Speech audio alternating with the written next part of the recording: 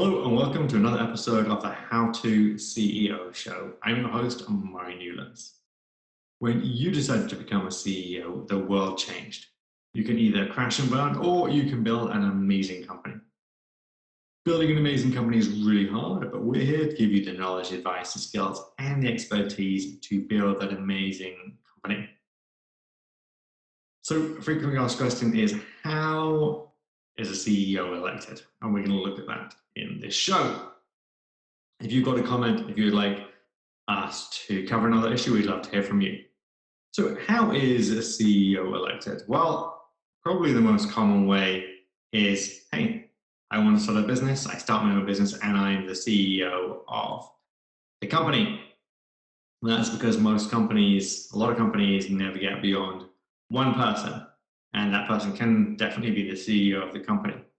Okay, so let's say you're going to have two people, you're starting a business together.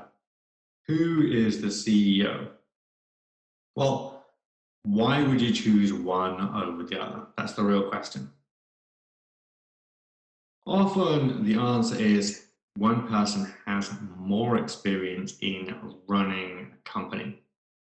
That person has been a successful entrepreneur in the past, and so it makes sense for them to be the CEO.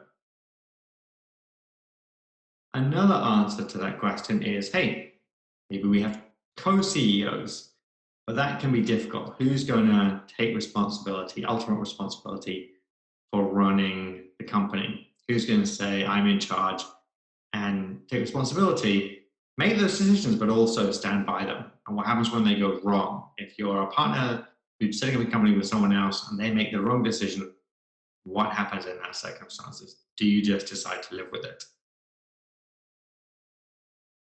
Another reason for choosing one person as opposed to another as a CEO is who wants to be public facing.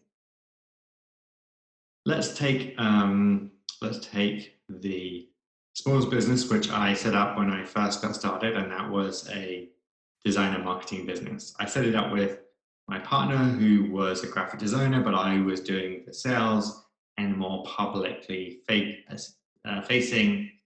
doing public speaking. It made sense to have her have the title of head of design and me to have the title as CEO, because people were expecting to meet the CEO, people were expecting the CEO to be the speaker for many business events. So it made sense for her to be head of design, me to be CEO, even though we both own the company jointly and we share the profits equally. In a startup, you're going to have potentially a team of people doing different things. You might have a developer, you might have someone who's good at business, you might have someone who's good at building product. Once again, often the question for who's going to be CEO is, who's going to hire the teams? Who's going to spend their time on the business role? Who's going to be fundraising? Because usually it's the CEO who does the fundraising. It's the CEO who does the sales initially.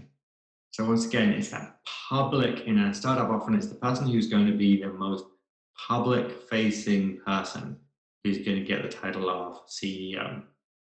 Also, once again, they're going to have to make those decisions and stand by them. So that's looking at some different environments for who might be a CEO in startups and small businesses. In larger companies let me also touch upon another thing. As a startup grows and goes through different phases, if you get outside investment, it may be that the external investors suggest that, hey, you built a great company, but actually it's time to get someone who's more skilled as a CEO than you are in order to run the business and take it to another level. And then it's interviewing, just as with any job. That can often happen from external investors. Similarly, that can happen from the founders in a startup or in a small business. They can say, hey, we built a great business. We're doing well with this, but we don't necessarily want to be CEO.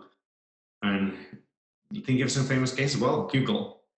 The guys who founded Google, they have the majority shares. They can make their own decisions. They decided that they wanted to hire an external CEO because they found someone who was a better CEO and they didn't want to do it anymore. So there are many reasons why CEOs get elected, why companies choose to have a CEO who's not the founder. Another reason for having for bringing on another CEO is supposing you want to sell the company. If you're the founder and you're the CEO of a company, if someone comes along to try and buy it, when they buy the company, if you're running it, they'll want you to stay with the company.